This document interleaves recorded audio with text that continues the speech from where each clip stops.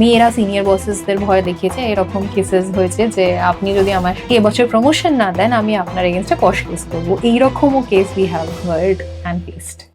অনেক হাজব্যান্ড ওয়াইফের মধ্যে প্রবলেম হয় যে তার ওয়াইফকে চাকরি করতে দেয় না এই ভয়তে। এটা কিন্তু রিয়েল। ওকে, মানে তাদের বাড়িতে বউ বা বর আছে, তার অফিসেও অ্যাফেয়ার করছে সবার সামনে। হ্যাঁ, অনেক সময় করে। এখনকার জেনজিদের যেটা এখন রিসেন্ট প্রবলেম, ওরা ভীষণ এআই ডিপেন্ডেন্ট। মানে তোমাকে যদি একটা মেল লিখতে হয় না, সেটাও কো-পাইলটকে দিয়ে লেখাবে। অতটাও ডিপেন্ডেন্সি তো আমাদের দরকার নেই। স্টার্টআপে শেখার অনেক বেশি চান্সেস থাকে, কারণ বড় এমএনসিতে না তোমার শেখার চান্সেস খুব কম থাকে। ওখানে সবকিছুর জন্য আলাদা আলাদা ডিভিশন, একজন জল আনাই তার কাজ, একজন চা দেওয়াই একজন একটা, জাস্ট গিভিং এন এক্সাম্পল। কিন্তু যখন তুমি একটা স্টার্টআপে যাবে, জলও তোমাকে আনতে হবে, চাও তোমাকে আনতে হবে, নিজের খাবারটাও তোমাকেই বানাতে হবে। তো শেখার opportunity comparatively to MNC it's far more বেশি। ওয়ার্ক প্লেস মেয়েদের জন্য সবসময় কমফোর্টেবল থাকে না, সেটা আমরা একসেপ্ট করি কি না করি। কেন কেন কেন এটা তো তোমাদের পশ থাকে তো না, মেরে সবকিছুই তো লিগালি তো ইন্ডিয়াতে সবকিছু আছে, তাও তো রেপিস্টরা ঘুরে বেড়াচ্ছে। মানে ওয়ার্ক প্লেসে বলছো কর্পোরেটে মেয়েরা সেফ না? আমি বলছি না এটা মেয়েরা সেফ নয়, কিন্তু মেয়েদের প্রবলেম ফেস করতে হয়। ছেলেরা যেরকম আনট্র্যাপড গালি খায়, সেরকম মেয়েদেরও অন্যরকম প্রবলেম ফেস করতে হয়।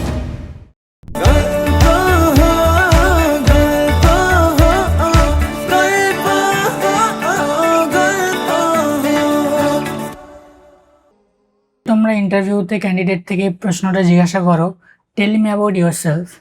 আজকে তুমি বলো, tell me about yourself. Tell me about yourself. একটা সাধারণ মেয়ে যে পেশাগতভাবে এইচআরে যুক্ত, কারণ ঘরটা তো চালাতে হবে, নিজেকে সার্ভাইভ করতে হবে। কিন্তু হবিস প্রচুর আছে। নাচ করতে ভালোবাসি, গান গাইতে ভালোবাসি, আঁকতে ভালোবাসি, আর তাছাড়া হবি হিসেবেই ধরে নাও কন্টেন্ট ক্রিয়েশনও। ওয়াও, তো এইচআরে আসা কেন? মানে এটা কি প্রথম থেকে কারোর তো প্ল্যান থাকে না, খুব কম থাকে হয়তো এইচআর হবো। কারণ আমার লোকের সাথে কথা বলতে ভালো লাগে, গল্প করতে ভালো লাগে, লোকের ব্যাপারে জানতে ভালো লাগে। আর এইচআরে তুমি ওই স্কোপটা পাও, যখন হায়ার করো তখন লোকের সাথে গল্প করতে হয়, যখন দুঃখী থাকে তখন লোকের দুঃখ শুনতে হয়, যখন চলে যায় কেন চলে যাচ্ছে সেই ব্যথাটা শুনতে হয়। বাহ, মানে এত সুন্দর এইচআর এক্সপ্লানেশন আমি ফার্স্ট শুনলাম, খুব ভালো হয়েছে। ওকে, তো তোমার কতদিন হয়েছে তোমার কর্পোরেটে? Near about 10 years. 10 years? Yes. তো আজকে তাহলে আমরা একটা কাজ করি, ঠিক আছে? আমাদের এপিসোড যারা দেখে তারা অলরেডি জানে এটা কোন, মানে এটা খুব অর্গানিক ফ্লোতে হয়। মানে আমার ওরকম মাথায় কিছু প্রশ্ন আগের থেকে থাকে না, আমি কথায় কথায় আমার যে প্রশ্নটা যখন মাথায় আসে সেইভাবে যায়। তো তুমি 10 বছর এইচআর হিসাবে তুমি মানে আমরা ব্যাংকের নাম ইউজ করতে পারি তো? Better banking industry use banking ইন্ডাস্ট্রিতে। ওকে, সো তুমি 10 বছর ধরে ব্যাংকিং প্রফেশনে আছো এইচআর হিসাবে প্রত্যেকটা জায়গাতে? না, আমি শুরু করেছি সেলসে, তারপরে Okay. ক্রেডিটে, বিকজ আমাদের যে কোম্পানিতে ছিলাম সেখানে ওই প্রসেসটা ছিল। আমি সেলসে শুরু করে তারপরে এমবিএ করি, তারপরে ক্রেডিটে জয়েন করি, তারপর ওখান থেকে ফাইনালি আমার এইচআরে যাওয়ার ইচ্ছে ছিল, তারপরে এইচআর বিগত 6 বছর ধরে এইচআর। ওকে, তো আমরা না আজকে এরকম ডিসকাশনস করব যে ধরো যে অডিয়েন্সটা আমাদের কন্টেন্ট আজকে দেখছে, সে হয়তো ধরো চাকরি খোঁজ করছে, ঠিক আছে, বা সে অ্যাপ্লাই করছে কোনো চাকরিতে, তার পয়েন্ট অফ ভিউতে পুরো ডিসকাশনটা হবে আজকে, ঠিক আছে? যে আজকে যে ছেলেটা চাকরি খোঁজ করছে সে কি কি প্রবলেমের মধ্য দিয়ে ফেস করছে এখন, এবং ফিউচারে কোন কোন প্রবলেম তার হতে পারে, এবং তুমি তোমার এক্সপিরিয়েন্স থেকে সেগুলো জাস্ট আমাদের সাথে শেয়ার করো। যেহেতু তোমার 10 বছরের এক্সপিরিয়েন্স আছে কর্পোরেটে এইচআর হিসাবে, তো প্রথম যেটা আমি জিজ্ঞাসা করব, আমরা একদম খুব বেসিক থেকে স্টার্ট করি।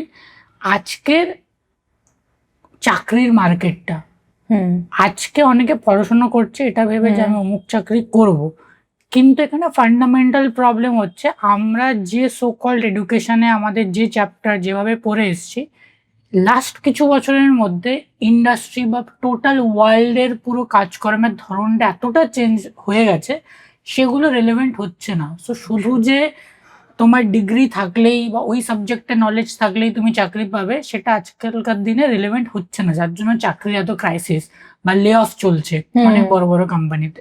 তো কি প্রিপারেশন তারা নেবে আজকে যারা এটা নিয়ে পড়াশোনা করছে? ফার্স্ট অফ অল আমি বলবো আজকে নয়, এটা বোধহয় আমি যদি পডকাস্ট আমরা দেখে থাকি, আগের জেনারেশনও বলেছি, যেটা তারা পড়েছে হিস্ট্রিতে, আমরা ছোটবেলায় পড়েছি বাবর পালিয়েছে বা চন্দ্রগুপ্ত মৌর্য, ওটা জীবনে আমিও ব্যবহার করেছি কিনা জানি না, তুমিও ব্যবহার করবে না, আমাদের পরের জেনারেশনও ব্যবহার করবে না। আমরা থিওরিতে প্রচুর পড়ে নিই, আমরা ইঞ্জিনিয়ারিং এ গিয়ে করবো, এমবিএ ফিনান্সে তুমি গিয়ে সব ফিনান্সিয়াল মডেল পড়ে নেবে, কিন্তু তুমি যখন গ্রাউন্ডে আসবে তুমি দেখবে না তুমি ওই ফিনান্সিয়াল মডেল ইউজ করছো, তুমি ইউজ কি করছো এক্সেল, পিভট টেবিল, কাউন্টিফ, এইসব তোমার অ্যাকচুয়াল কাজে লাগে, যেটা আমাদের এডুকেশন সিস্টেম মানে আমাদের জেনারেশনে করেনি। নেক্সট আমি যে ফ্রেশার্স হায়ার করছি তাদেরকেও জানেনি, আর আমাদের যে সিনিয়র তারাও একই কথা বলে।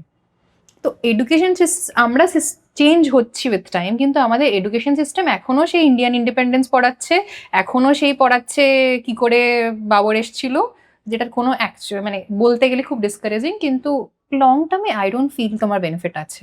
তোমাকে যদি সত্যি চাকরির বাজারে নিজেকে প্রুভ করতে হয়, এআই আসবেই, তুমি মানো কি না মানো, তো এক্সট্রা স্কিলস সেট তোমাকে আনতে হবে, Excel skills, AI skills, AI tools, data analytics, something যেটা এখন সবাই শিফট করছে। আমরা এইচআরও চাইছি সামওয়ান যে এইচআর অ্যানালিটিক্স নিয়ে পড়াশোনা করে আসুক।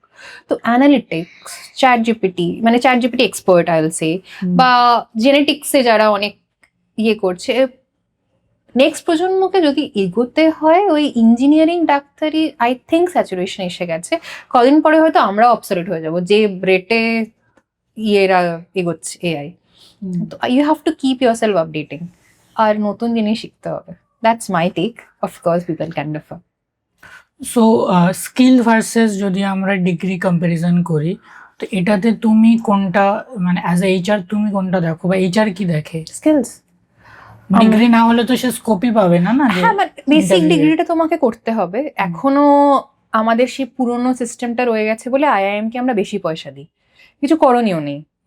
মানে আইআইএম এ ওই ট্যাগটা নিয়ে ওরা সারা জীবন চলে আসছে। সিএ ফার্স্ট অ্যাটেম্প, সে এখনো মার্কেটে প্রচুর পয়সা পায়, কিন্তু হয়তো উইথ টাইম এই জিনিসগুলো চেঞ্জ হবে, কারণ এখন ওয়ার্কফোর্স দেখছে যে just degree is not helping. তো most probably future down the line skill set will be more important. হ্যাঁ, বাট ওই স্কোপটা যে স্কিল আছে কিনা সেটা তো প্রথমে বোঝা যায় না। প্রথমে তো তার সিভিতে দেখে তোমার ডিগ্রি কি, সেটা দেখে তোমাকে তো এন্ট্রি করাতে হবে, দেন তো আসছে স্কিল তোমার ভালো না খারাপ। বাট ডিগ্রিটা তো ইকুয়ালি ইম্পর্টেন্ট এখনকার দিনে বলছি। হ্যাঁ, অ্যাটলিস্ট দেখো গ্র্যাজুয়েশন হলে তুমি অ্যাটলিস্ট কোথাও এক্সপিরিয়েন্স পেতে পারো। এটা নয় যে তোমাকে সবসময় এমবিএ করে আসতেই হবে, কারণ এমবিএরাও অনেক সময় প্লেসমেন্ট পাচ্ছে না, আর তাদের অনেক কিছু স্ট্রাগল করতে হচ্ছে। So if you want to start, ছোট স্টার্ট করো 2 বছরের। কারণ দেখো অনেক সময় অনেক লোক রিজেক্ট হয়ে যায় ভালো ভালো কলেজ থেকে আসা ছেলেরা, বিকজ তাদের কাছে একটাই শোনায় বড় বড় কোম্পানি, তোমার কাছে এক্সপিরিয়েন্স নেই। And I have heard people saying কি ভাই এক্সপিরিয়েন্স যদি আমাকে কেউ ডোরটাই না দেয় আমি এক্সপিরিয়েন্স কোত্থেকে করবো। তো আই থিঙ্ক যেটা করা যেতে পারে যে গ্র্যাজুয়েশন করে নাও, 1 বছর চাকরির ওই ট্যাগটা নিয়ে নাও যে আমি এক্সপিরিয়েন্সড, একটু লো পেস স্কেলে করে নাও, তারপরে you can think of doing a MBA, বা তুমি তোমার নিজের হবি হিসেবে কোনো কিছু পার্সু করতে পারো, এটা তোমার ইন্টারেস্ট হিসেবে স্যুট করছে। ওকে, ধরো যারা ফার্স্ট টাইম কোথাও মানে জব করেনি, ঠিক আছে, প্রথমবার কোনো জবে অ্যাপ্লাই করবে, এরকম ক্যান্ডিডেট তাদেরকে প্রথমে বলে তুমি তোমার সিভি পাঠাও। তো ধরো তাদের তো এক্সপিরিয়েন্স নেই, তো সিভিতে ফার্স্ট কোন জিনিসগুলো থাকলে কোনো এইচআর অ্যাট্রাক্ট হয় যে আচ্ছা এই জিনিসটা আছে, বা এইচআর কোনটা দেখে? না হলে একদম ব্ল্যাঙ্ক সিভিতে তো কারোর ইন্টারেস্ট নেই। ইউজুয়ালি কেউ যদি ইন্টার্নশিপ করে থাকে, টিম হ্যান্ডলিং করে থাকে, ইসিআর প্রজেক্ট করে থাকে, মানে পড়াশোনার বাইরে এক্সট্রা কারিকুলার যা করেছে সেটা দেখে এইচআর ইন্টারেস্টেড হয়। পড়াশোনা তো সবাই করে। ওকে, তার মানে তুমি বলছো যে তোমার সিভিতে কিছু একটা প্র্যাকটিক্যাল অ্যাপ্লিকেশন হয়েছে এরকম কিছু দেখাও। হ্যাঁ, অ্যাটলিস্ট ইন্টার্নশিপ তুমি 2-3 ভালো জায়গা থেকে করেছো। ওকে, অ্যান্ড ধরো যখন কেউ ইন্টার্নশিপ করতে যায়, ঠিক আছে, ইন্টার্নশিপের একটা ডিউরেশন থাকে, 3 মান্থস 6 মান্থস বিভিন্ন কোম্পানি। এবার অনেক কোম্পানি কি করে ইন্টার্নশিপের পরে সেখানে প্লেসমেন্ট করে দেয় 100 বার। তো ধরো আমি একটা জায়গা থেকে ইন্টার্নশিপ করতে যাচ্ছি, বাট সেখানে যদি আমাকে কোনো কোম্পানি বলে যে না তুমি এখানে ইন্টার্নশিপ করেছো মানে এখানে জব করতে হবে, এরকম কোনো কি রুলস বা কিছু থাকে? না, এরকম কোনো রুলস থাকে না। আমি চাইলে আমি ইন্টার্নশিপের পর ছেড়ে দিতেই পারি। হ্যাঁ, প্রচুর লোকে ছেড়ে দেয়। তোমার যদি কোম্পানি ভালো লাগে তুমি কন্টিনিউ করো, তুমি যদি অ্যাবজর্ভ হয়ে যাও। ইউজুয়ালি যদি তুমি কোনো ভালো কোম্পানিতে যাও আর তুমি যদি ইন্টার্নশিপে পারফর্ম করো, 90% ওই কোম্পানি তোমাকে অ্যাবজর্ভ করেই নেয়, because nobody nowadays want to lose a good resource. আর তোমার জন্য শেখাচ্ছে কেন ছাড়বে? হ্যাঁ 100 বার, কারণ তোমার পিছনে সে 6 মাস ইনভেস্ট করেছে, আবার কাউকে নতুন করে নিয়ে এসে তার অত সময় নেই, আবার শেখাবো প্রথম থেকে। 100 বার, সেই জন্যে অ্যাবজর্ব হয়েই যায়। এবার তোমার ভালো লাগছে না, তারপর তুমি অবভিয়াসলি অফ ক্যাম্পাস মার্কেটে ট্রাই করতে পারো। ধরো যখন কেউ ইন্টারভিউ দিচ্ছে, ঠিক আছে, তখন সব থেকে একটা মেন পয়েন্ট আসে স্যালারি নেগোসিয়েশন। কত টাকা স্যালারি নেবে বলো? তখন এইচআর একরকম বলে, ক্যান্ডিডেট একরকম বলে। তুমি এইচআর থেকে বেরিয়ে খুব in general point of view রাখো যে কি হওয়া উচিত এই স্যালারি নেগোসিয়েশনের ব্যাপারটা। নতুন যে আজকে ভিডিও দেখছে সে কিভাবে সেটাকে কাউন্টার করবে? কাউন্টার করা তো যেতেই পারে, মানে আমি যেটা মাঝে মাঝে বলি যে ভাই আমার চাঁদও চাই তারাও চাই, কিন্তু আমাকে তো একটু প্র্যাকটিক্যালি ভাবতে হবে। নর্মালি কোনো কোম্পানি 25-30-র ওপর প্রেজেন্ট মার্কেট সিচুয়েশনে দিচ্ছে না। এটা ম্যাক্স। হ্যাঁ মানে ইফ ইউ আর এক্সেপশনাল, ধরো তুমি এমন কোনো কোর্স করে এসে যেমন স্ট্র্যাটেজিতে হয়ে গেল, that is a very niche profile. ওখানে তুমি মুখ খুলে চাও তোমাকে কোম্পানি দিতে বাধ্য, কারণ তোমার কোনো কম্পিটিটর নেই। তুমি একটা ডেটা অ্যানালিটিক্সের তুখোর, তোমাকে আমি দিতেই বাধ্য কারণ আমার কাছে লোক নেই। তুমি প্রোডাক্টে খুব ভালো কাজ করে এসছো, এবার প্রোডাক্টে ম্যাক্সিমাম লোকেরা বম্বেতে পাওয়া যায়, কিন্তু কলকাতার মার্কেটে প্রোডাক্টের লোক খুব কম, সেখানে তোমাকে কোম্পানি দেবে। তো আইদার তুমি নিশ হিসেবে কাজ করো যেটার জন্য তোমার মার্কেট ভ্যালু চলবে, না হলে তোমাকে এটা মেনে নিতে হবে যে তুমি একটা ভালো কোম্পানিতে গেলে 25-30ই পাবে। হ্যাঁ তুমি যদি স্টার্ট আপে যাও সেখানে অফকোর্স যেহেতু তোমার রিস্ক বেশি থাকবে, সেখানে তুমি পয়সা বেশি পেতে পারো। কিন্তু বড় কোম্পানির ক্ষেত্রে যদি একটু ব্র্যান্ডে যাও, usual market rate banking industry এরকমই। তো এখানে নেগোসিয়েশনটা সে কত কি করতে পারে? ধরো সাপোজ আমি আমার কাছে এইচআর বললো যে তুমি কত টাকা নেবে, আমি বললাম 30,000 নেবো। এইচআর বললো না আমরা তো ম্যাক্সিমাম 20,000 দিচ্ছি। সো এটা মানে বলো প্রথমত, মানে আমি জাস্ট টেকনিক্সগুলো জানাতে চাইছি, কিন্তু তুমি নিজে এইচআর, যে প্রথমে কি নিজের থেকে স্যালারি বলাটা উচিত, নাকি প্রথমে আগে দেখা উচিত কোম্পানি আমাকে কত দিচ্ছে? বলতে পারো, কারণ তোমারও নিশ্চয়ই একটা মাইন্ডে বেঞ্চমার্ক থাকবে, কিন্তু তুমি হয়তো এখন 15,000 টাকা চাই ড্র করছো, আর তুমি মাইন্ডে ভেবে থাকো আমি 30,000 একেবারে জাম্প করবো, কারণ আমি এই কোম্পানিতে 3 বছর ছিলাম, কোম্পানি আমাকে হাইক দেয়নি। সেটা তো কোম্পানির দোষ নয়, এইচআরেরও দোষ নয়। এইচআর তোমার লাস্ট ড্রন স্যালারির ওপরই তোমার পয়সা বাড়াবে। কত টাকা বাড়ায়? বললাম তো মার্কেট রেট 25-30। তুমি একটা স্যালারির উপরে? হ্যাঁ, তুমি একটা কোম্পানির 10 বছর থেকে থাকো, 15 বছর থেকে থাকো, সেটা তোমার প্রবলেম, তুমি সুইচ করনি সেই জন্য তোমার হাইক হয়নি। কতদিন অন্তর তাহলে সুইচ করার নিয়ম হাইক পেতে গেলে? এবার সেটা তোমার হিসেবে প্রযোজ্য। না এটা কি হয়, ধরো 2 বছর থাকলাম, 2 বছর পরে আমার সিভিতেও একটা চলে আসলো এক্সপিরিয়েন্স, আমি 2 বছর অন্তর অন্তর সুইচ করছি, এরকম কি করে? করা যেতে পারে, ডিপেন্ড তুমি প্রোফাইল কিরকম পাচ্ছ, তোমার কি রিস্ক অ্যাপেটাইট আছে, তুমি কি চাইছো। কেউ একই কোম্পানিতে বুড়ো হতে চায়, তার পয়সা ইম্পর্টেন্ট নয়। কেউ চায় different work environment, different learning curve. তো মিনিমাম 2 থেকে 3 ইয়ার স্টেবিলিটি সামথিং আমরা সবসময় দেখি, কারণ কেউ যদি 1 বছর অন্তর অন্তর সুইচ করে তখন আমরা ধরে নিই he is a very unstable person. Okay, সেইটা একটা সিক্রেটস। প্রথম খুব ঘন ঘন চেঞ্জ করা যাবে না, তোমার সিভিতে এফেক্ট পড়বে, বাট তুমি 2-3 বছরে সুইচ করতে পারো, যদি না তোমার পুরোনো কোম্পানি তোমাকে সেই ভ্যালুটা প্রোভাইড করে যেটা তুমি রিজার্ভ করো। অ্যাবসলিউটলি, মানে ফাইনালি তো তুমি কাজ করছো তোমার ঘরটা চালানোর জন্য, তো সেটা তো মানি ইম্পর্টেন্ট ম্যাটার্স। ওকে, বাট এই যে ধরো আজকালকার দিনে লোকে করে না যে কলেজ থেকে বেরিয়ে খুব একটা এমএনসিতে ঢুকে গেল, আমি এক্সাম্পল দিচ্ছি, প্র্যাকটিক্যাল যেটা হয় সেখানে হয়তো সে 15,000 টাকা চাকরি করছে, একটা দারুণ শো অফ করা, আমি এমএনসিতে কাজ করি, সকাল 10টায় বেরোয় 7টায় আসি, লাইফ খুব চিল, একটা ব্লগ করছে, 5 স্টার হোটেলের মতো অফিস। সিমিলারলি ধরো কোনো কলিগ, সে হয়তো কোনো একটা স্টার্ট আপে কাজ করছে, সেখানে হয়তো মাইনে 20,000 টাকা, বাট তার অফিসটা হয়তো খুব ছোট। বাট আজকের দিনে সোসাইটিতে তো এই গ্ল্যামারাস ব্যাপারটাই চলছে, তো এই যে ফেক দেখানো ব্যাপারটা সবকিছু, ঠিক আছে, ফেক পোট্রে করা, তো এটা নিয়ে তুমি কি বলবে যে কোনটা করা উচিত যদি আজকে কেউ সত্যি সত্যি মানে কেরিয়ারে এস্টাবলিশ হতে চায়, তার কাছে কোনটা চুজ করা দরকার? দেখো, আমার সাথে যখন আমি ইন্ডাকশন করি, specially this young crowds like 21 and 20, তো আমি সবসময় একটা জিনিস বলি যে প্রেজেন্টলি আমাদের এমন হয়ে যাচ্ছে না, এরা নতুন চাকরি পায়, আর চাকরি পেলেই প্রথম স্যালারিতে ইএমআই তে আইফোন কিনতেই হবে। ইএমআই ছাড়া, আইফোন ছাড়া তোমার স্ট্যাটাস সিম্বল হচ্ছে না। উইকেন্ড মানে পার্টি করতেই হবে। আমি বলছি না পার্টি করো না, কিন্তু প্রতি উইকে পার্টিতে গিয়ে ইউ আর স্পেন্ডিং 10,000। আমি বম্বে লাইফস্টাইল তোমায় বলছি, কারণ আমি এটা বম্বেতে দেখেছি। কলকাতাতে আমি সবে 1 মাস আছি, তো it's very difficult to comment right now about Kolkata, but I am talking about Bombay, Delhi culture. তো ওখানে মোটামুটি তুমি যদি একদিন পার্টি করতে যাও উইকেন্ডে, তুমি 10-15 হাজার টাকা খরচা করেই আসবে। তুমি 20,000 টাকা খরচা করছো মাসে, তুমি মানে 20,000 টাকা কামাচ্ছ আর মাসে খরচা করছো 40,000 টাকা। সেটা কি করলে? তুমি ফ্লেক্সি ইএমআই তে ট্রান্সফার করে নিলে।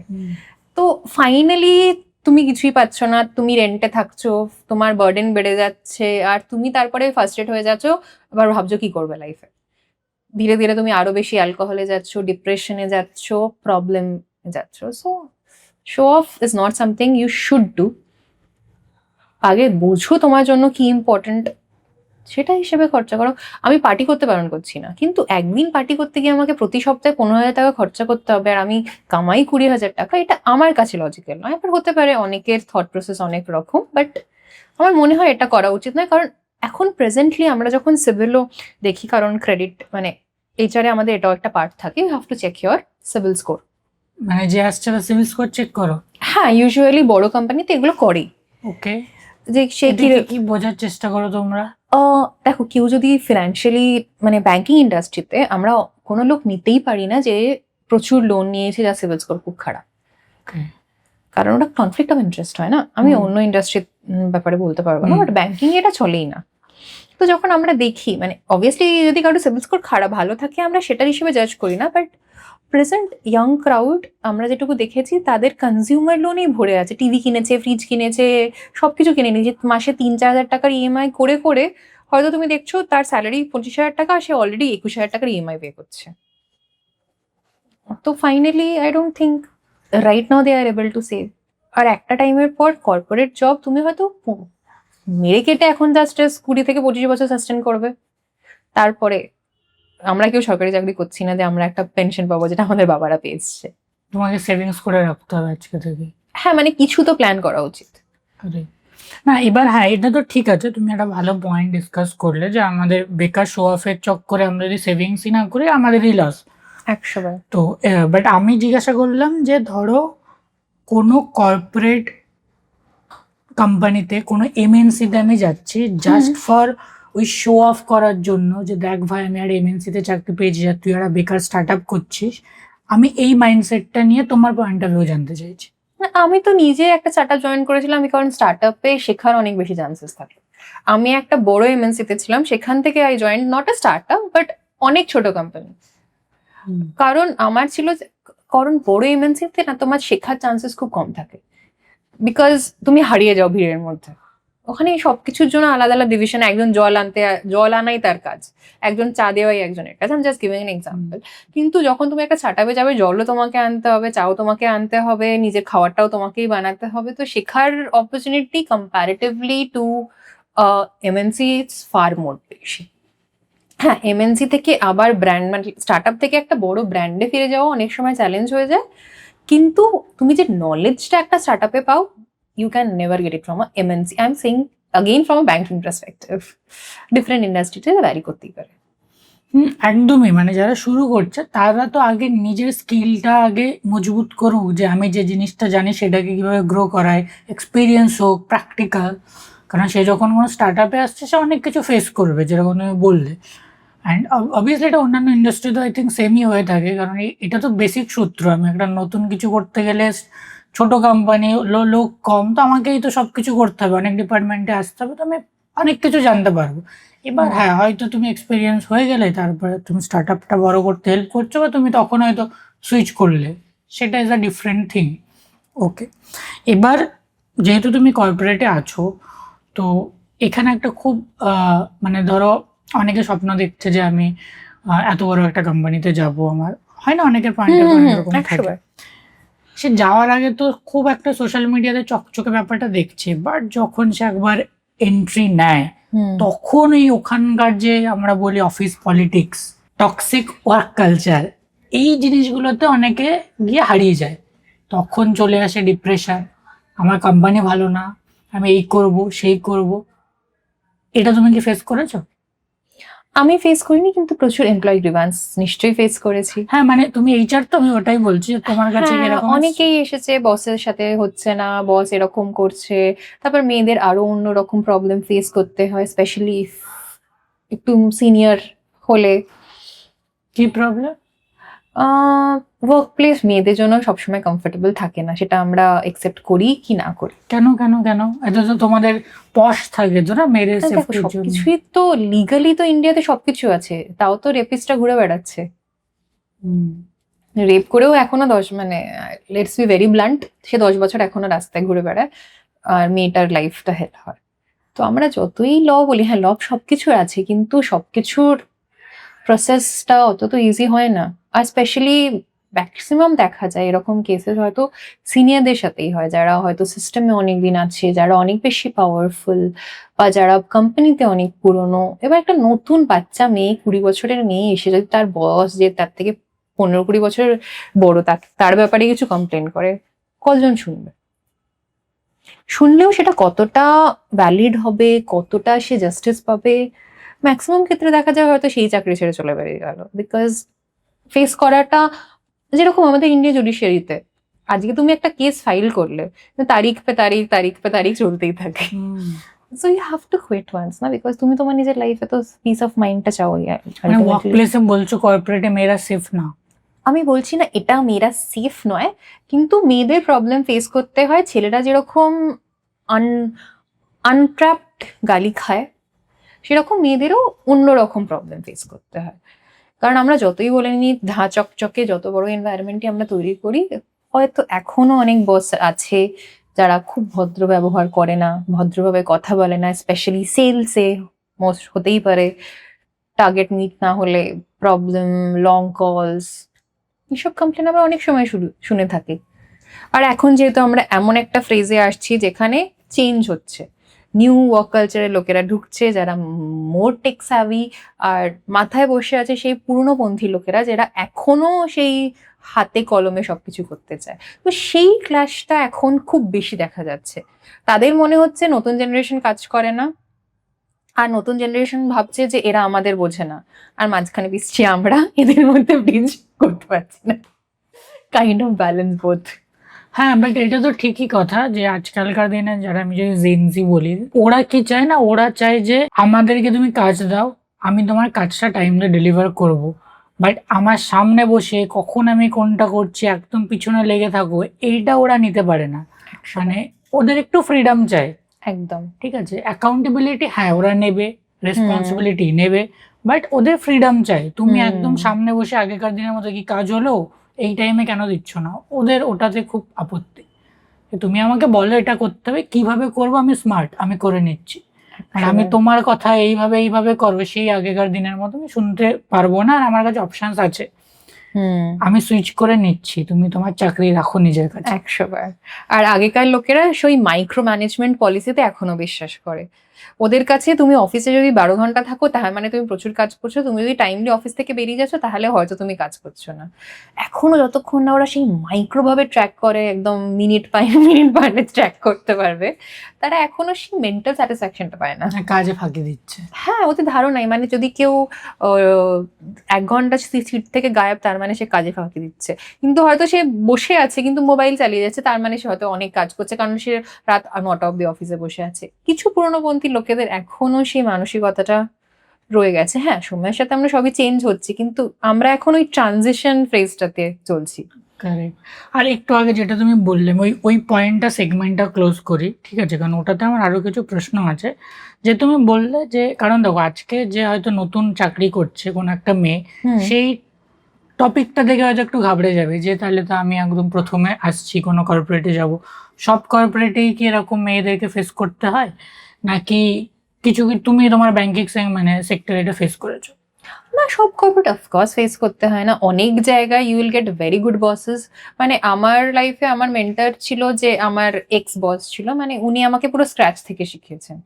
সে আমি যখন ডিফারেন্ট ডিফারেন্ট ভার্টিকালে গেছি, তো আমি এরকম ভালো বসও পেয়েছি। কিন্তু আবার অনেক মেয়েদের কাছে আমি এটাও শুনেছি, ওরা ওইরকম ফেস করেছে। মানে আমি পার্সোনাল লাইফে এটা ফেস করিনি, কিন্তু যেহেতু আমাদের কাছে এমপ্লয়ি গ্রিভান্স একটা বিশাল বড় থিং থাকে যেগুলো আমাদের ডিল করতে হয়, তো তখন হয়তো 100টাতে 1-2 এরকম কেস আমাদের কাছে এসেছে। ওকে।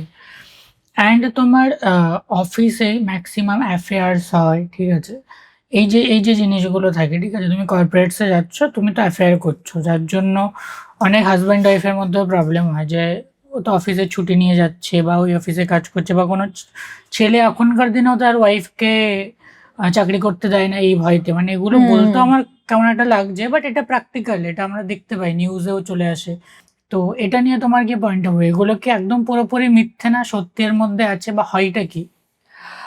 এখন যেহেতু আমি তোমায় বললাম আমরা খুব ট্রানজিশন ফেজে আছি, এখনো মিলেনিয়ালসরা সেইটা ভেঙে উঠতে পারিনি। মানে বিয়ে করে নিয়েছি, ওয়াইফ তো একটা রাখতেই হবে সমাজকে দেখানোর জন্য, বিকজ ওল্ড মিলেনিয়ালসরা এখনো ওই কনসেপ্টটাই যে আমরা হাম সাথ সাথ হ্যায়, বাবা মাকে নিয়ে চলছে, বাচ্চা রয়েছে, কিন্তু somewhere maybe a lot of people are not happy with their life, not happy with their partners or anything.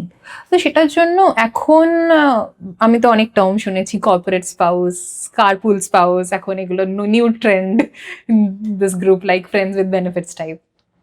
আর এটা কিন্তু রিয়েল, এটা হয়। মানে আমি তো দেখেছি, আমরা অফিসে এরকম কমপ্লেনও ফেস করেছি, ওয়ার্নিংও ইস্যু করা হয়েছে, এই জিনিসগুলো আমরা দেখেছি। ওকে, মানে তাদের বাড়িতে বউ বা বর আছে, তারা অফিসেও অ্যাফেয়ার করছে সবার সামনে। হ্যাঁ, অনেক সময় করে। ওকে। অ্যান্ড আমরা যেরকম ফিল্ম ইন্ডাস্ট্রিতে বলি কম্প্রোমাইজ করছে তাহলে কাজ পাবে, ঠিক আছে, এটা, বাট এটা আবার ফিল্ম ইন্ডাস্ট্রিতে আমি যাদেরকে ইন্টারভিউ করেছি ওরা আমাকে বলেছে যে কর্পোরেটস এটা বেশি হয়, ফিল্ম ইন্ডাস্ট্রিতে তো ক্যামেরার সামনে থাকে বলে একটু বেশি এই সম্পর্কিত আলোচনা বেশি হয়, বাট কর্পোরেট এটা অনেক বেশি হয়। এখন ফিল্ম ইন্ডাস্ট্রি সম্বন্ধে আমার কোনো আইডিয়া নেই, কারণ আমি ফিল্মে কোনোদিন কাজ করিনি। কিন্তু হ্যাঁ, কর্পোরেট সেটা হয়, সেটা আমি যেটা বললাম, মিডল ক্লাস সোসাইটিতে সবই হয়, কিন্তু ঢাকা চাপা দিয়ে আমরা সবই করি, কিন্তু ওই আমাদের সেই নাম সম্মান পুরনো পন্থী নিয়ে এখনো চলছি তো। ওকে, বাট ওখানে হয়। হ্যাঁ হয়, ডিপেন্ডস দুজনে মিউচুয়ালি এগ্রিড কিনা, কারণ এখন নতুন কনসেপ্ট হয়েছে sugar daddy, sugar mommy, and this exists. মানে একটা বাচ্চা কোনো মেয়ে গেল, সে হয়তো কোনো এজেড কেউ দেখলো, সে ট্র্যাপে ফেললো। হ্যাঁ, 100বার। বাট সিমিলারলি হয় কোনো ওল্ডার ওমেন, তার হয়তো কোনো হালকা বাচ্চা বা একটু কম এজের কাউকে হতেই পারে, তার অ্যাট্রাকশন হলো, সে হয়তো তার সাথে অ্যাফেয়ার করলো বা এরকম কিছু একটা, বাট এটা হয় তার মানে, তাই তো? ওকে, গ্রেট। না, এটা জানার ছিল মানে কর্পোরেটসে কি হয়। এখন কর্পোরেটে হয় সেটা সবাই জানে, কিন্তু ওই মানে আমরা গান্ধীজি কা বান্দার। আমরা বলি না, বাট তুমি যে বললে এটা ওপেনলি, এটা একটা অনেকে বলতে চায় না এরকম ভাবে। হ্যাঁ, কারণ আমাদের তো সবাইকে নিয়ে চলতে হবে আলটিমেটলি। কারেক্ট, বাট ঠিক মানে দেখো, জানি যেটুকু ঘটে সে মানে তার কিছু তো হয়। হ্যাঁ, বলে না, যা ঘটে তার কিছু কিছু তো তো রটে। হ্যাঁ। সো কাইন্ড অফ সেরকম, তার মানে খুব একটা ভুলভাল শোনা যায় না, কিছু কিছু ঠিক হ্যাঁ, আছে। এবার ওটাও মানুষের উপর ডিপেন্ড করে, তাদের পার্সোনালিটি, তাদের ক্যারেক্টার, সবকিছুর উপরে।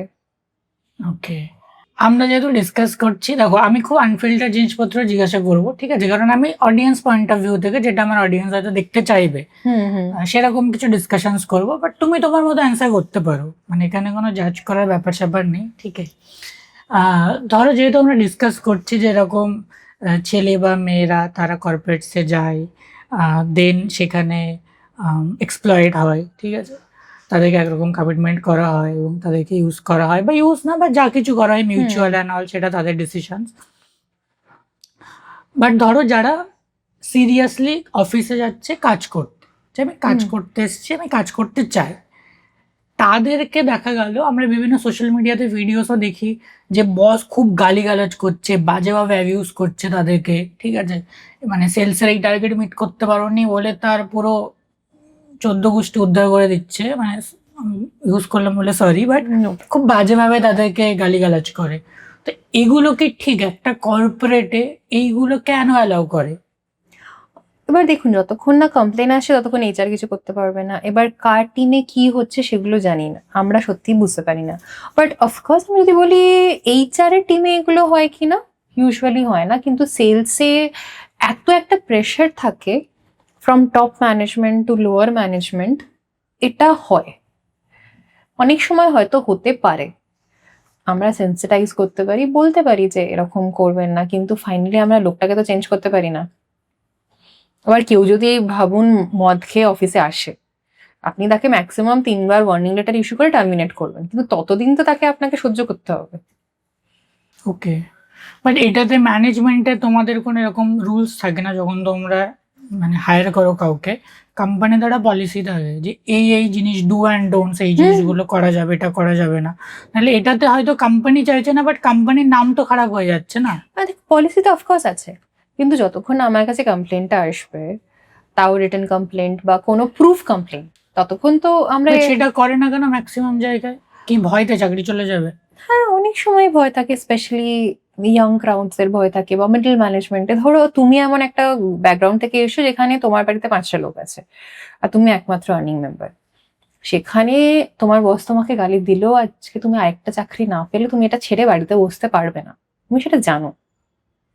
তো সেখানে অফকোর্স তুমি তোমার বসের এগেনস্টে গিয়ে কমপ্লেন করবে না, কারণ তুমি এটা জানো যে তুমি কমপ্লেন করলে বছরের শেষে তোমার রেটিংটাই তোমার বস ডাউন করবে, আর তোমার প্রমোশন হবে না, তোমার ইনক্রিমেন্ট হবে না, আর তোমার ওপরে 5টা লোক ডিপেন্ডেন্ট। জিনিসগুলো তো ঠিক না। হ্যাঁ দেখো, আমরা সেন্সিটাইজ করি অবভিয়াসলি। আগে কি হতো বলতে পারবো না, এখন হয়তো অনেক চেঞ্জ হয়েছে। যতটা এইচআর এর পক্ষে সম্ভব, যখন গ্রিভান্সেস আসে তখন আমরা নিশ্চয়ই ম্যানেজারদের সেন্সিটাইজ করি। ইভেন লিডারশিপ যে প্রোগ্রামসগুলো হয় অনলি ফর লিডার্স, সেখানে এগুলো নিয়ে ডিসকাস করা হয়।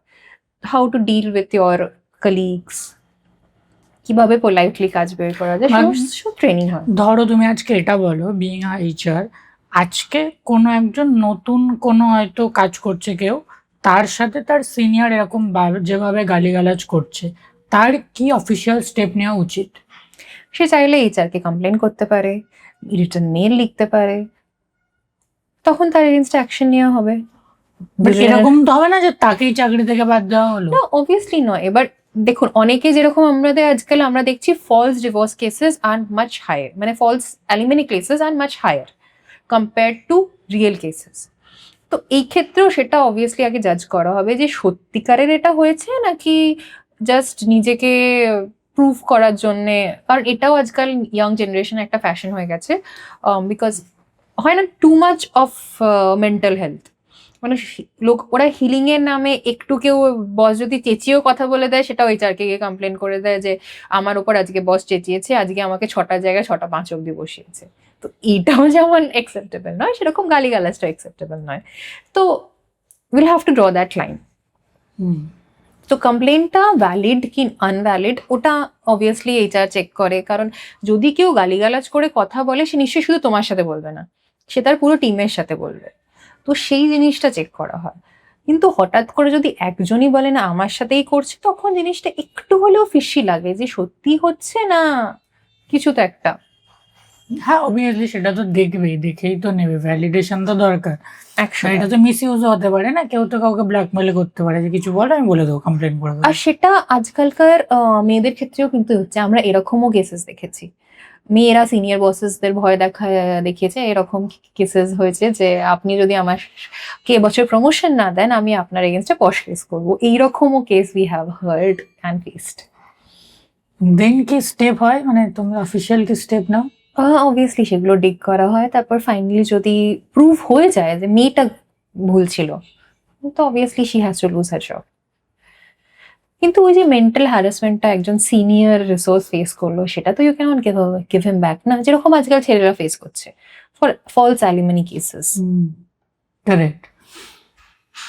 সো ওকে, তো অফিসিয়ালি কেউ কমপ্লেন রেজ করতে পারে এইচআর এর কাছে যে আমার সাথে এরকম করা হচ্ছে। আচ্ছা, এবার আমরা আসি যে ধরো যারা কর্পোরেটসে কাজ করে, তাদেরকে বলা হয় যে যারা নতুন আসে তাদেরকে খুব কাজের প্রেশারে রাখা হয়, একদম মানে অনেক ওভারলোড, মানে সে হয়তো ওভারলোডের জন্য মেন্টালি খুব ডিস্টার্বড হয়ে যাচ্ছে, পরে সোশ্যাল মিডিয়াতে এসে কিছু একটা লিখে দিল। তো এই মেন্টাল স্ট্রেস, এটার জন্য মানে এটা অ্যাকচুয়ালি কি এফেক্ট হয়? তোমরা যেহেতু জানো, এত এত লোকের সাথে ডিল করো, এরকম কিছু কি তোমরা ফেস করেছো? বা ইউজুয়ালি নতুন বাচ্চাদের এত কাজ লোড দেওয়া হয় না ফর 1 year, বিকজ তারা ট্রেনিং ফেজে থাকে। ওকে, এবার আপনি যখন ট্রেনিং ফেজে থাকবেন আপনার কাজটা বেশি মনে হবে এই জন্য কারণ আপনি জিনিসটা জানেন না। আপনি তো এটাই জানেন না এর পরে বি হয়, বি এর পরে সি হয়। তো সেটার জন্য তো আপনাকে সেই পেশেন্সটা দিতে হবে, সেই টাইমটা তো দিতে হবে যে এর পরে বি, বি এর পরে সি। এবার সেটার জন্য হয়তো তোমাকে কাজটা একটু বেশি করতে হবে comparatively to your other peer. তুমি জানো না। হ্যাঁ, কারণ তুমি জানো না, তোমাকে জিনিসটা শিখতে হবে। এবার সেটা যদি হয় তাহলে অবভিয়াসলি আমরা এটাকে ফ্যান্সি করে দিয়েছি আজকাল, mental depression, we can not do it. But হ্যাঁ, হতে পারে অনেক সময় উই লিটারালি ফেস ইট, কারণ বস নিজের কাজ বাঁচানোর জন্য সমস্ত কিছু তোমাকে ওভারলোড করে দিচ্ছে। Then of course you can go and discuss with your seniors, senior ম্যানেজমেন্টও তো থাকে। You can come to the HR, have a discussion. এখন সব কোম্পানিতে HRBP থাকে, সাপোর্ট পার্টনার্স থাকে, you can go and talk. Great. So next আমি যেটাতে যাব সেটা হচ্ছে, আচ্ছা বাই দ্য ওয়ে তুমি বলো যে আমাদের ফ্লো কেমন যাচ্ছে? ইটস পারফেক্ট, ঠিকঠাক আছে? ওকে। একদম। সো আমরা ডিসকাস করছিলাম যে কেউ চাকরি কিভাবে পাবে, স্টার্টিং থেকে তার সিভিতে কি দেখা হয়।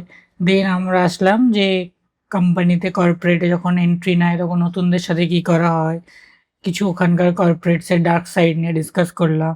দেন এখন আমরা ডিসকাস করছি যে এই যে কর্পোরেট ওয়ার্ল্ডটা, ঠিক আছে, কর্পোরেট ওয়ার্ল্ডে ম্যাক্সিমাম সময় কি হয়, ম্যাক্সিমাম সময় ধরো আমি আজকালকার দিনে যদি কথা বলি, যারা জেনজি আছে, ঠিক আছে, জেনজিরা কর্পোরেটে কাজ করতে চাইছে না, তাদের স্টার্ট আপ করার ম্যাক্সিমাম প্ল্যান, অন্টারপ্রেনার হবো, স্টার্ট আপ বানাবো। এটা নিয়ে তোমার কি টেক, যে না ফার্স্ট তোমাকে কিছু এক্সপিরিয়েন্স গ্যাদার করা উচিত, দেন তুমি তোমার স্টার্ট আপ বা বিজনেস করো, না তোমার যদি খুব প্যাশন থাকে তুমি স্টার্টিংয়েই তোমার কোম্পানি বানাতে পারো? It totally, again everything is different person to person. মানে আমরা যখন হায়ারও করি same role, same job description, but তাও 5টার মধ্যে 2টো লোক সিলেক্ট হয়, বিকজ ওই লোকটার মেন্টালিটি, তার রিস্ক অ্যাপেটাইট সব কিছুর হিসেবে। তো এবার তোমার যদি একটা ব্যাকিং আছে, তোমার বাবা হয়তো কোটিপতি, তুমি 5টা বিজনেস ফ্লপ করতেই পারো, কিন্তু তুমি যদি আজকে একটা ছোট মধ্যবিত্ত বাড়ি থেকে আসা, হয়তো তোমার মা লোকের বাড়িতে কাজ করে, আর তুমি প্ল্যান করছো তুমি স্টার্ট আপ করবে, করতেই পারো, বাট তোমাকে অ্যাটলিস্ট এটা ভাবতে হবে যে আর 4-5 বছরের মধ্যে তোমাকে তোমার ঘরের হালটা ধরতেই হবে, কারণ তুমি তোমার মায়ের উপর সারা জীবন বার্ডেন হয়ে চলতে পারো না। তো that plays a very important factor. Okay, so তুমি বলছো এটা ডিপেন্ড করছে, কারণ ফিক্স কিছু নেই। হ্যাঁ, অ্যাবসলিউটলি। যদি হতে পারে তুমি হয়তো স্ট্রং ফিনান্সিয়াল ব্যাকগ্রাউন্ড থেকে আসো না, কিন্তু তোমার বিজনেস নলেজটা তুমি খুব ভালো গ্রো করেছো, তুমি 9-10 থেকেই মোটামুটি বিজনেসের ছোটখাটো করেছো। মানে অনেকেই থাকে না, স্কুলে হয়তো ধরো একটা প্রজেক্ট করলো, তারপরে তার আশেপাশে সব বন্ধুদের প্রজেক্ট সেই করে দেয়, সেখান থেকে পয়সা কামালো। এরকম ছোটখাটো বিজনেস যদি তুমি করে থাকো স্কুল লাইফে, কলেজ লাইফে, আর তুমি ওখান থেকে পয়সা কামিয়েছো, then you can go ahead. But তুমি হঠাৎ করে ভাবলে আমি আজকে ব্যবসা করবো আর $multi-million একটা কোম্পানি বানাবো, but you don't have a background, তখন সেটা প্রবলেম হতে পারে। সো ফার্স্ট কিছু কাজ করো। হ্যাঁ, অ্যান্ড এই যে আমরা বলি ওয়ার্ক লাইফ ব্যালেন্স, এটা কি আদৌ practically possible? Most probably not, কারণ এখনো আমরা সেই মাইন্ডসেটে যাইনি যে আমরা ওয়ার্ক লাইফ ব্যালেন্সে ঢুকতে পারবো। এখনো সানডেজে বসের মনে হতেই পারে যখন খুশি যে এই কাজটা important and you have to deliver.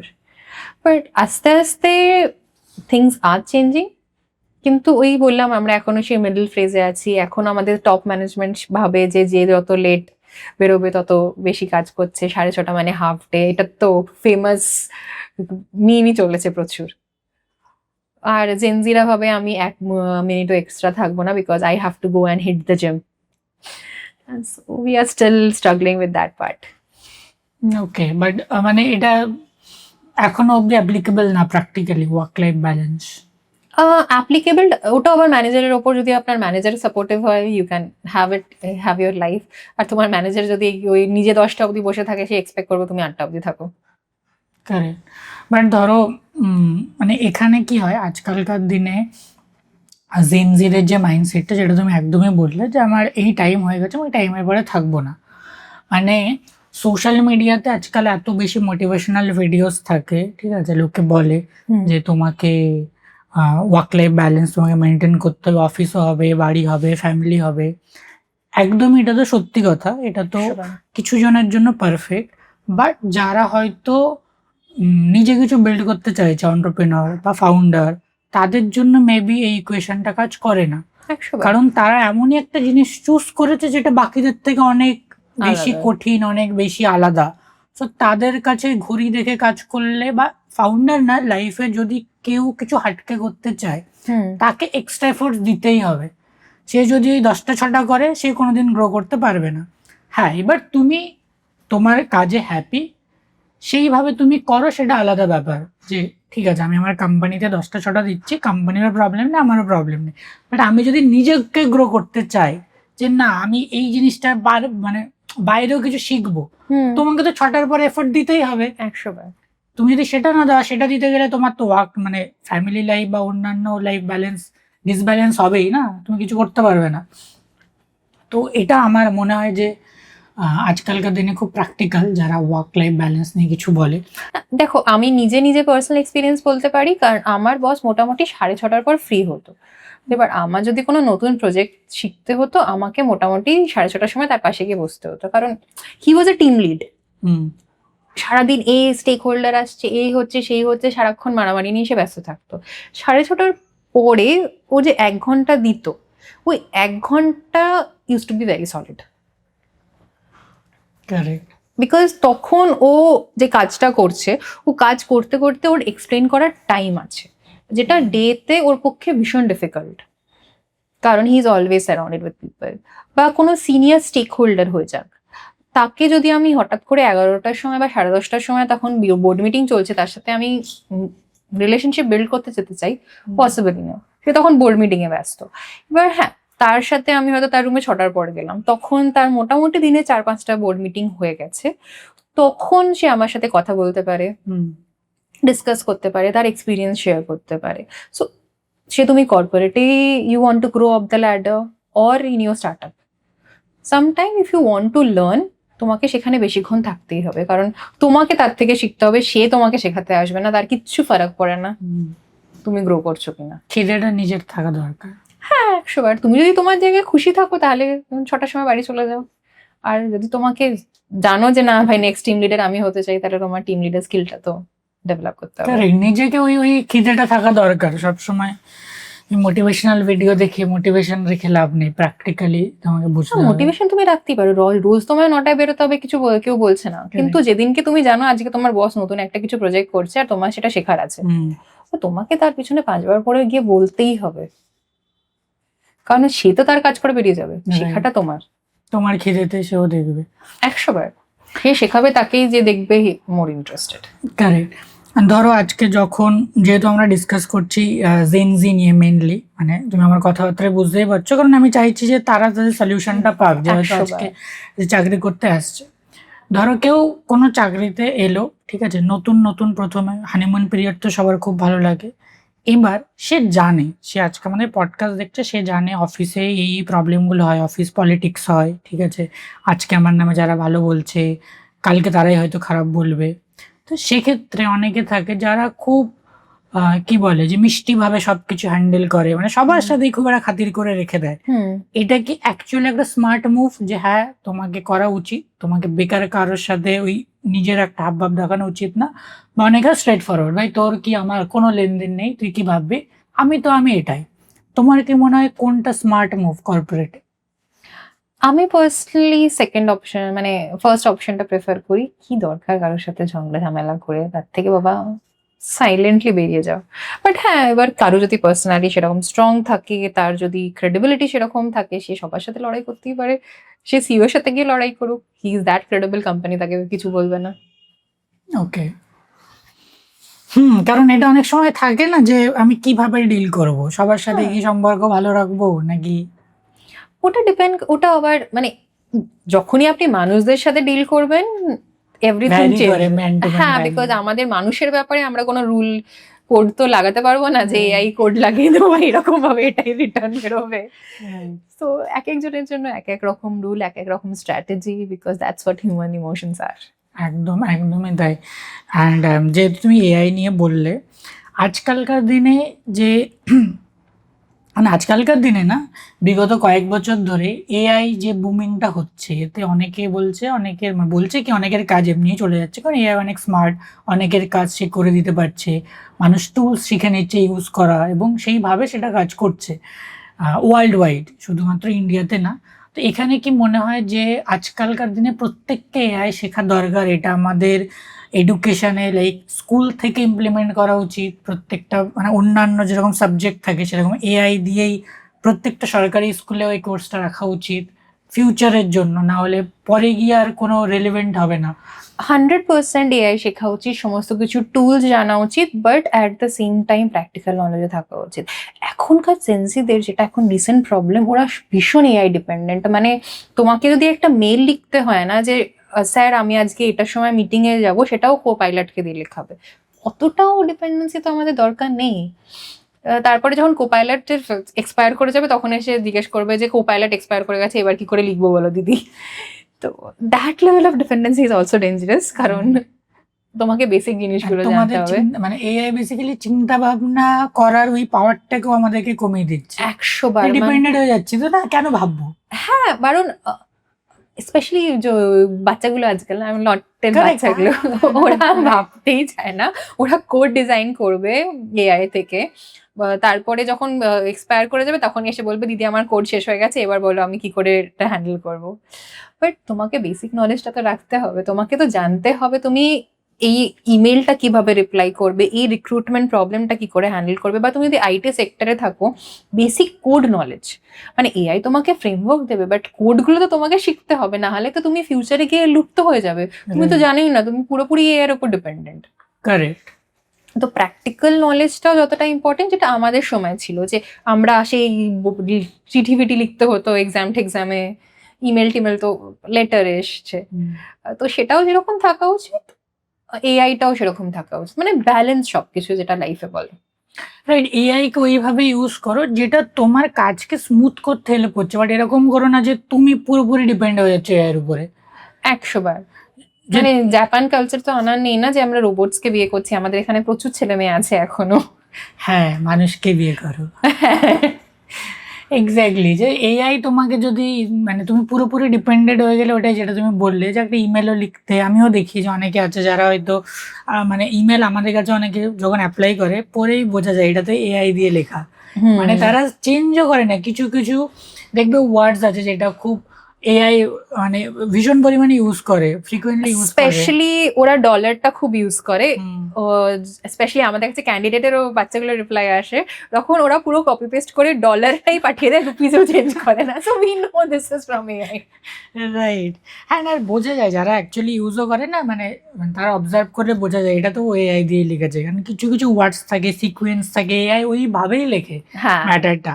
এবার তোমার ইন্টেলেক্ট ওখানে, তুমি ওটাকে কতভাবে মডিফাই করে ব্যাপারটা হিউম্যান রিটেন করতে পারো সেইভাবেই। তো এক্স্যাক্টলি এটাই, বাট এআই তো শেখা দরকার 100 বার। কারণ তোমাকে তোমার কাজ স্মুথ করতে হবে, you have to go for smart work. Hard ওয়ার্কের যুগ চলে গেছে, কিন্তু তাই বলে একদম না মানে স্মার্ট করতে গিয়ে শুধু কারোর ওপর ডিপেন্ডেন্স। কারণ যেটা আমাদের সবসময় ছোট থেকে বলে এসছে, do not be financially dependent on someone, do not be mentally dependent on someone, and do not be dependent for anything from anyone. Right, you should be independent in every aspect of your life. So AI too much dependency is also not very good thing. So ধরো আজকে যারা আমাদের young audience দেখছে, ঠিক আছে, তারা আজকে অনেক কিছুই জানলো যে কর্পোরেট সম্পর্কে, রিয়ালিটি সম্পর্কে, এবং তুমি খুব টু দা পয়েন্ট বললে যে এই জিনিসটা হয় না, কোনো লুকোনো চোরানো বা একটা ওই বাটারিং করার ব্যাপার নেই। তো তুমি বলো আজকে যারা চাকরির জন্য প্রিপারেশন করছে, যারা চাই কোনো কোম্পানিতে ভালো কোনো বড় এমএনসিতে ক্র্যাক করতে, তাদের কি কি স্টেপ ফলো করা উচিত? দেখো, ফার্স্ট অফ অল এখন জব মার্কেটের অবস্থা খুব খারাপ, সবাই জানে, সবাই এক্সপিরিয়েন্স খুঁজছে। তো এমন কিছু তোমাকে তোমার সিভিতে অ্যাড করতে হবে যেটা দেখলে অ্যাটলিস্ট মনে হবে যে তুমি কেন ডিফারেন্ট। মানে গ্র্যাজুয়েশন সবাই করছে, ইন্টার্নশিপ সবাই করছে, কিন্তু ইন্টার্নশিপে তুমি এমন কি করছো? দেখো, অ্যাজ এ তুমি এন্টারপ্রেনিয়ার, তুমি যখন কাউকে হায়ার করো, তুমি এটাই নিশ্চয়ই দেখবে না what value addition is that person bringing for you on the table. তো কোম্পানিরাও সেটাই দেখবে, ভাই তোমাকে আমি মাসে 50,000 টাকা দেবো, কিন্তু তোমার থেকে আমি 1 লাখ টাকার কাজ বের করতে পারবো কিনা, because they are running an organization, আর তারা যতক্ষণ না প্রফিট করবে তোমার স্যালারি সেটা পকেট থেকে দেবে না। Let's come to the business. তো অবভিয়াসলি তোমাকে সেটা নিজেকে ডেভেলপ করতে হবে যে আমি যখন তুমি কোথাও অ্যাপ্লাই করবে, don't go from a candidate perspective, think from a entrepreneur perspective, যে আমি যে কোম্পানিটাতে যাচ্ছি সেটা আমি ওই কোম্পানিটাতে গিয়ে আমি কি ভ্যালু অ্যাড করতে পারবো। যখন তুমি সেই জিনিসটা কোনো ইন্টারভিউতে গিয়ে বলবে না, your 90% chances of getting selected ওখানেই হয়ে যায়, বিকজ ইন্টারভিউরা দেখে নিচ্ছে না that this guy is confident, this guy will bring value to my table. একে আমাকে হাতে ধরে এবিসিডি শেখাতে হবে না, কারণ এখনকার ফার্স্ট লাইফে সত্যি কথা বলতে গেলে ফ্রেশার্সদেরও অত টাইম কিন্তু কারণ নেই যে তোমাকে বলবে মেলটা এরকম ভাবে লেখো, এটা ইয়ে করে, বিকজ এখন এআই এর যুগ, তুমি বেসিক নলেজ ওখান থেকেই পেয়ে যাবে। তোমাকে হয়তো কোম্পানি প্রসেস বলতে পারে, কোম্পানি পলিসি তোমাকে তারা শেখাতে পারে, কিন্তু basic should be clear and you should know what value you are adding to your company.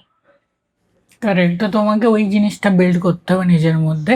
And এখান থেকেই মনে হলো যে তুমি যে প্রফেশনেই থাকো না কেন, তুমি হতে পারে হয়তো যে কোনো ডিপার্টমেন্টসেই, but you should know the sales skill.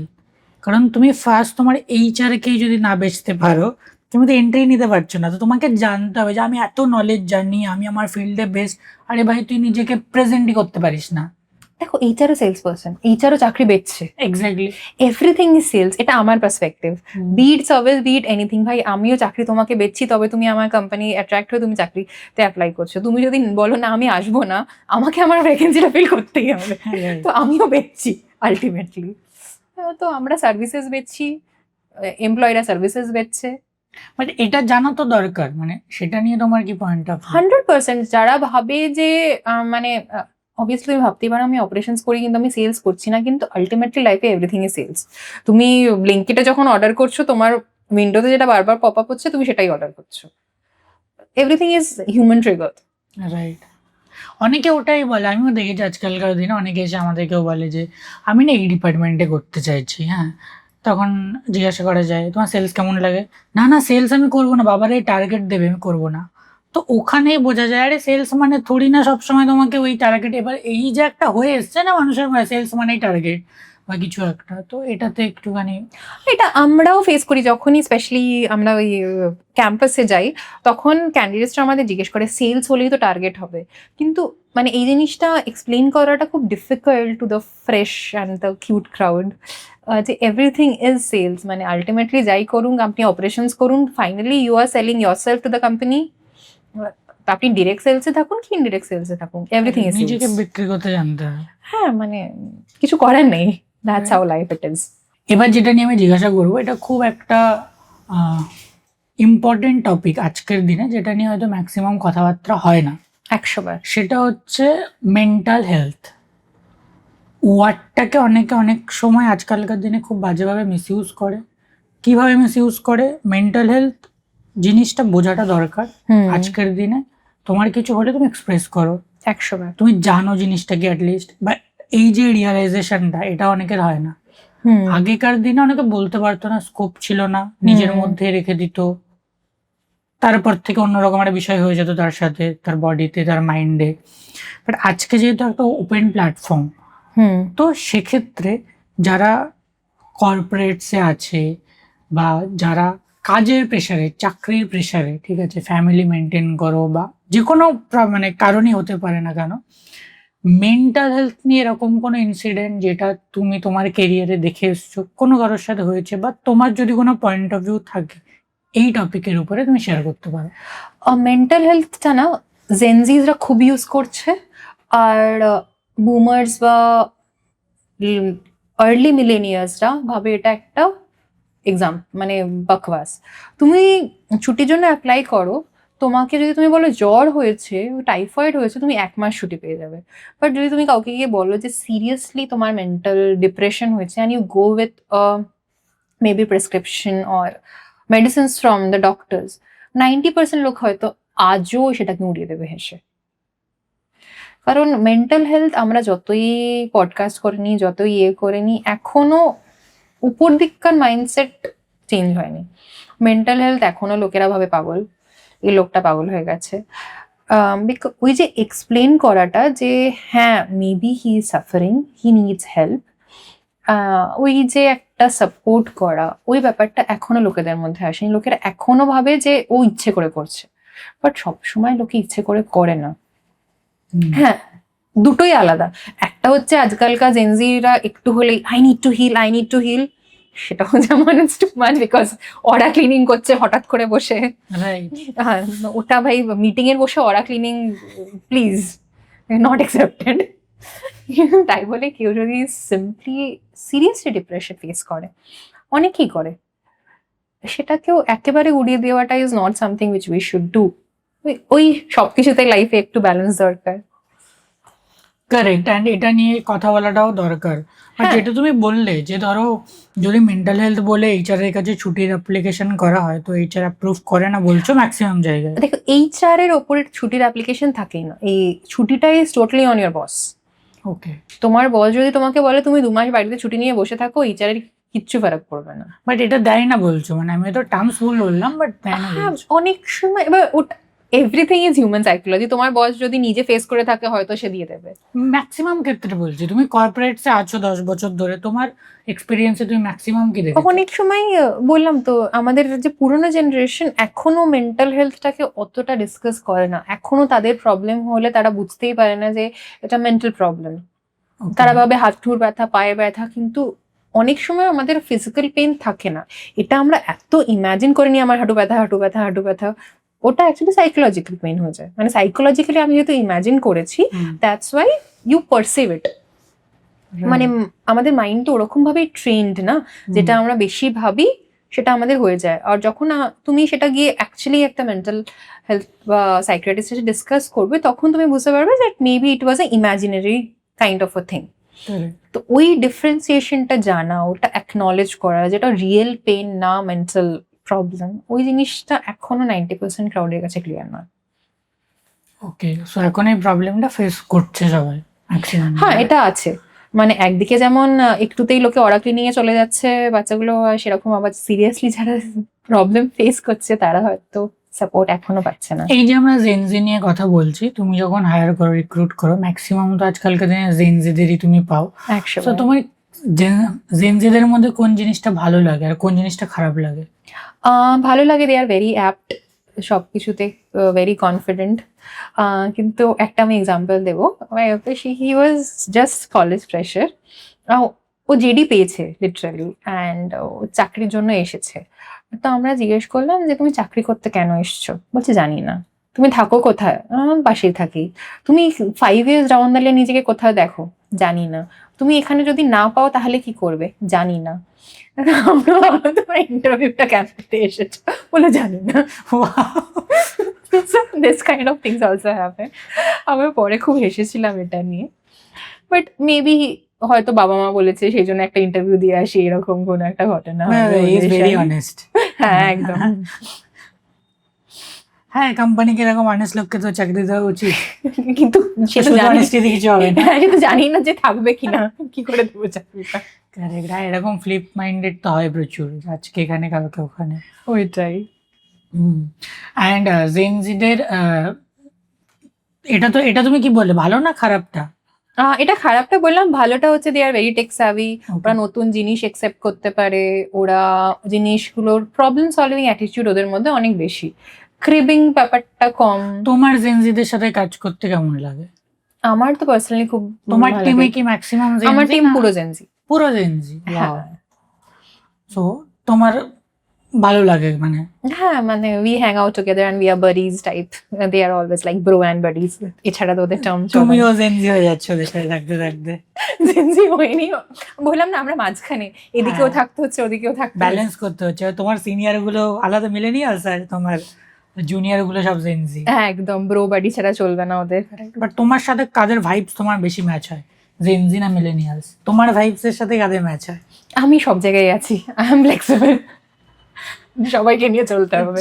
যে মানে জলের মতো, যেখানে রাখবে আমি সেখানকার আকার ধারণ করবো, এরকম কিছু করণীয় নেই, কারণ বাচ্চাগুলোকে দিয়ে আমাকে কাজ করতে হবে, আর বসের কথা না শুনলে at the end of the day he is my boss. বাচ্চা বলো কেন জেনজিতে?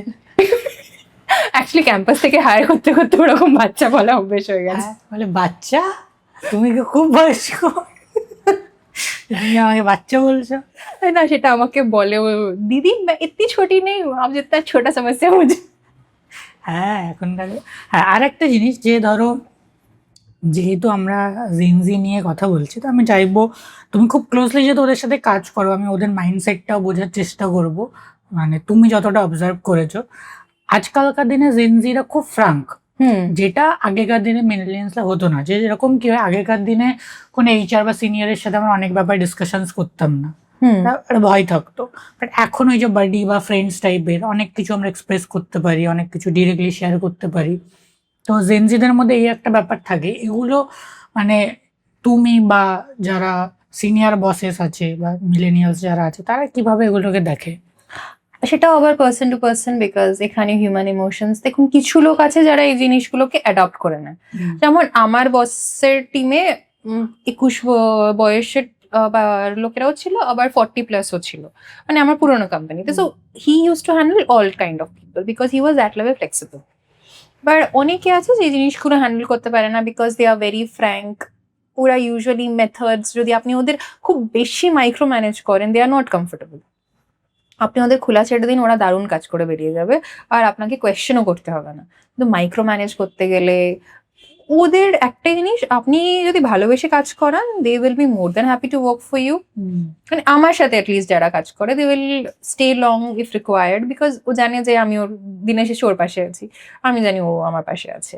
কিন্তু ওদেরকে যদি আপনি ফোর্সফুলি জিনিসগুলো করাতে চান, যেটা আমাদের পুরনো বসরা করে এসেছে বা আর আমরা সেগুলোকে একসেপ্ট করে নিয়েছি, সেটা এরা মানতে চায় না।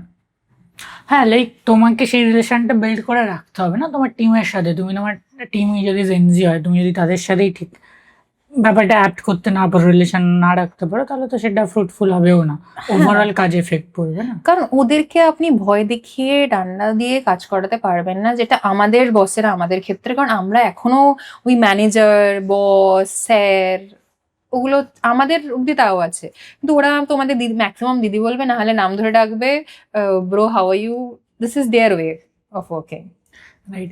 এই যে আমরা বিভিন্ন কর্পোরেটসে দেখি উই আর আ ফ্যামিলি, এই যে ট্যাগটা লাগিয়ে দেওয়া হয় কাজের ক্ষেত্রে, এটা কতটা সত্যি না জাস্ট এটা একটা ম্যানিপুলেশন করার একটা ট্রিক্স কোম্পানির? সেটাও ডিপেন্ড করছে আপনার টিম কেমন। সো আমি একটা কোম্পানিতে চাকরি করেছি যেখানে really we have been like bonding together, well together, and really have felt ইট। ওটাও টিম মেম্বার, সিনিয়র ম্যানেজমেন্ট, কালচারের উপরে ডিপেন্ড করে একদম, সেই জায়গাটা কিরকম, পরিবেশটা কিরকম। ওকে, সো আমরা একদম শেষের দিকে চলে এসেছি পডকাস্টটা। খুব ইন্টারেস্টিং টপিক নিয়ে আমরা ডিসকাস করলাম। অডিয়েন্স কমেন্টসে জানাবে কেমন লাগলো। সো একদম লাস্টে যদি তোমার কিছু বলার থাকে আমাদের ভিউয়ার্সদের জন্য, স্পেশালি জেনজি যাদেরকে নিয়ে পুরো কনভারসেশনটা হলো, তুমি কি বলতে চাও তাদের? একটাই, এক্সপিরিয়েন্স নেই বলে ডোন্ট বি ডিসহার্টেন্ড, কারণ 10 জন রিজেক্ট করবে, but the right opportunity will flow. Be patient, keep trying. And আজকাল আরেকটা যেটা খুব প্রবলেম হয়, ওরা এত অপশনস দেখে এসছে, তো যখন অপশন কমে যায় খুব তাড়াতাড়ি ডিসহার্টেন্ড হয়ে গিয়ে they choose wrong ways, be drug addiction, which as per me it's increasing, বা অন্য পথে চলে যাওয়া। Trust yourself. তোমার মধ্যে কিছু স্কিল সেট আছে, ওটা আইডেন্টিফাই করো, ওটাকে গ্রো করো। I am sure you will grow, but don't lose hope and don't try for different means in your life. Life is beautiful. Great, খুব ভালো লাগলো তোমার সাথে পডকাস্টটা করে। অ্যান্ড এন্ডিংয়ের বিষয়টা তো আরও খুব ভালো ছিল, যেটা তুমি বললে, একদমই সেটাই আমাদেরকে সবাই মাথায় রাখা উচিত, যে ভরসা হারিও না নিজের উপর থেকে, নিজের উপরে একটু বিশ্বাস রাখো। 100বার। So thank you for coming. Thank you for inviting.